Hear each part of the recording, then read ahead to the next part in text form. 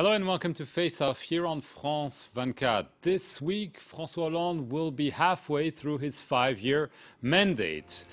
Obviously, the inevitable flurry of polls taken on that occasion all tell a same and sad story. A deeply unpopular president who has reneged on key campaign promises and is unable to deliver economic results, to the point where many politicians, including a few socialists, argue that he can not run again in 2017 and that the once unthinkable idea of snap parliamentary election is now in the air. François Hollande will try to answer his critics and fight back on primetime television this Thursday. With me to discuss François Hollande's mid-mandate, Jean-Marc Conin, Le Figaro magazine, and Philip Turle with Radio France Internationale. As I was saying, lots of polls taken, and François Hollande must have seen them, and some of them give a terrible verdict on his 2.5 years in power. Let's take the one taken for RTL Radio. 97% are dissatisfied with his record when it comes to fighting unemployment. 88% are dissatisfied with his fiscal policy. And maybe what's worse is that 70% would like Manuel Valls, his prime minister, to be the key decision makers instead of President François Hollande. Can this be any worse, Jean-Marc Conin? Well, if you think that we're at half-time, what will be the second half? I mean, it will be played underground because now his ratings are reaching the floor. So, but it can still go down because I don't see any way to improve his ratings and to improve his policies. The man is so blocked, and he lacks, I think, the talent to come out of this dire situation. On the one hand, he has a prime minister that is becoming a rival. And on the other hand, he has a left wing of his political party, the Socialists, who despise him, who speak of him. You don't need an opposition when you have friends like this. The way they talk about him, he's an enemy now. So where can this lead? I mean, when people think his ratings might bounce, I don't see where that would come from. Right. In recent months, I mean, we've gone to a deeply unpopular president, to some people, including his party, questioning his legitimacy, saying, well, of course, he shouldn't run again for 2017. But even now, some people are saying, well, what with the rest of his mandate? I mean, can he stay in power and so on? I mean, it's gone from really bad to very worrying. No, but very worrying. Well, it could be worse. I mean, one of the positive points is that there aren't thousands or millions of people in the streets of France protesting and demanding that he stand down. The country they're depressed.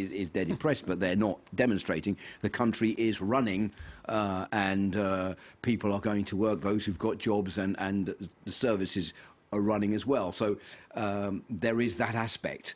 But it's true that it's difficult, as Jean-Marc was saying, to know how President Hollande is going to be able to find a way out of this. I think the most worrying thing he has to deal with is the fact that there isn't really a strong opposition to him on the right, which would traditionally be the opposition against the president on the left and the government on the left. It's coming from the left itself, within the ruling Socialist Party. Jean-Marc was saying, this group of rebel backbench MPs who are now putting up a fight against President Hollande. Because they feel they feel that he's not fulfilling his promises. And at moving the end of the towards day, the centre too much. At the end of the day, if you look at what has happened since his election in 2012, the person who is the most to blame for this is François Hollande himself. If you just take two aspects, the first one is that his campaign slogan was "Le changement, c'est maintenant." Change is now. People say, well, where's this change?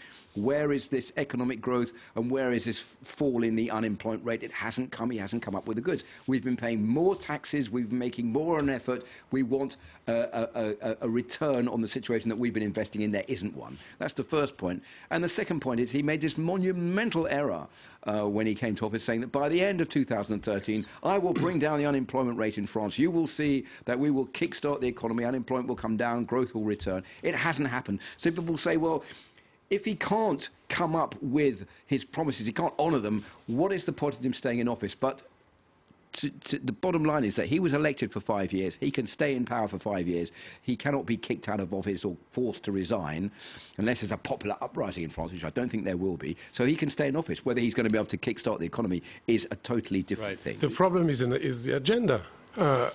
Look, he's got 2.5 years left. But when you look at the political agenda in the country, he's got, 6-8 months to try to bend his political line towards whatever direction he wants. And then you will get into local elections in 2015, regional elections, and then, everybody will be focused on the presidential election. So he's got very few time left. He's got, until the next summer, and that will be it.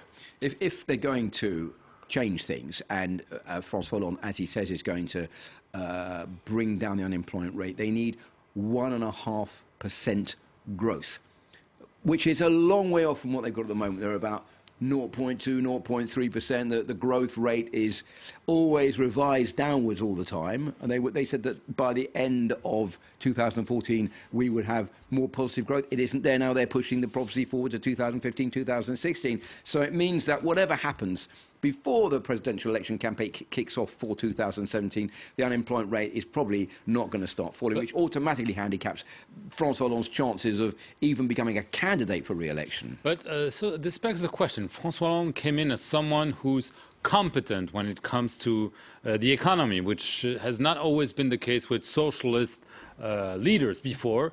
And so this really begs the question, is he incompetent, or was it only wishful thinking, or is he just a victim of a terrible economic situation across Europe? Is, of course, victim of a terrible economic situation across Europe, across the Western world. That is for sure. But I would question his competence. I was surprised myself. I thought when he was campaigning, he seemed to. I would give two examples. He was saying that he would change the tax system. He didn't even start it. I mean, he did raise taxes. Well, now he's piled up bringing more them taxes, down. but changing the system to make it fairer, that nothing happens on this field.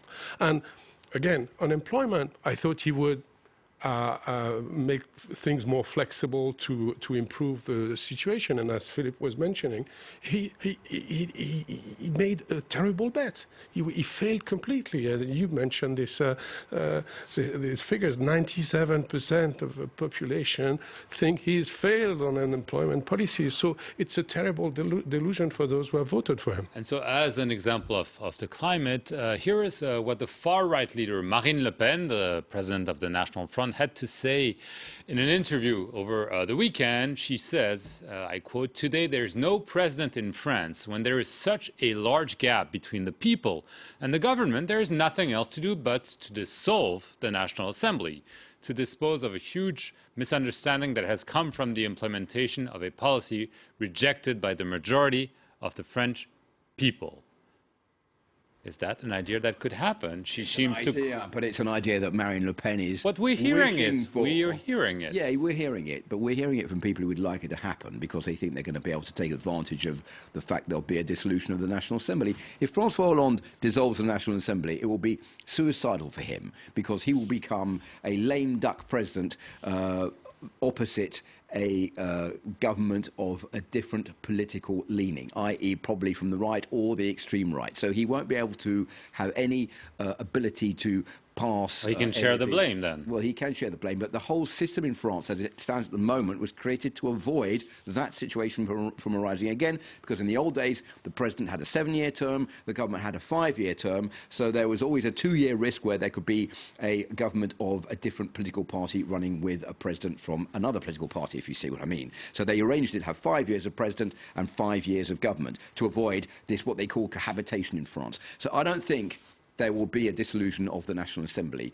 for the moment because it's a decision that the President has to make. And I don't think that François Hollande will want to do that because he knows automatically if he does dissolve the National Assembly, he is going to lose the little support he might have from the government that is the same political leaning as he is. Right. So do you agree that this would be a major gamble for François Hollande?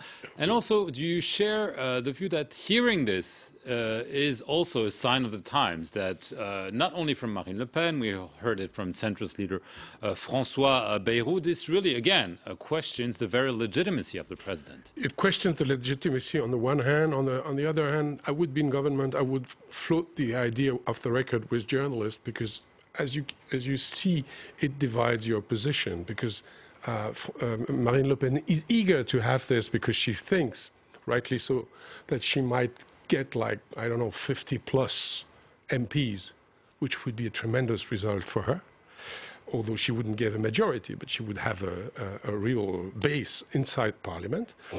And on the other hand, the UMP, the main opposition party with soon probably Nicolas Sarkozy as his head, they are not in a hurry to have elections because they are thoroughly divided and they need to sort out their internal business before they go to battle.